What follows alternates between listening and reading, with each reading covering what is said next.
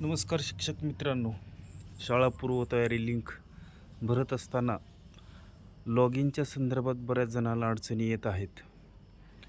लिंकवर टच केल्यानंतर या लिंकवर माहिती कशी भरावी आणि या लिंकला ओपन कसं करावं हे आज आपण शिकणार आहोत. सुरुवातीला लिंकवर टच केल्यानंतर असा प्रकारचा इंटरफेस तुमच्या समोर येतो. इथं माहिती भरण्यासाठी कुठल्याही प्रकारची टॅब आपणाला उपलब्ध नाही, तर ती उपलब्ध कशी करायची ते आज आपण बघूया.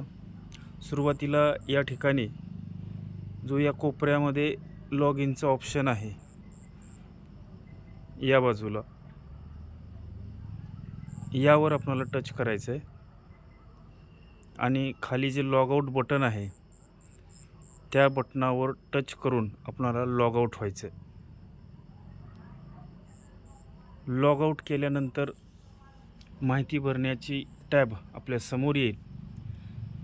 तर या ठिकाणी ही टॅब ओपन झालेली आहे. या ठिकाणी आपल्या शाळेचा एवढाच क्रमांक टाकून आपण आपली माहिती भरू शकतो.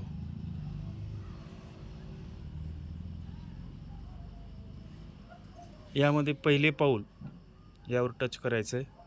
त्यानंतर आपल्याला फक्त या ठिकाणी मेळावा क्रमांक 1 याचीच माहिती भरायची आहे. त्यावर टच करायचं. या ठिकाणी वरच्या 2-3 टॅबची माहिती बाय डिफॉल्ट येणार आहे.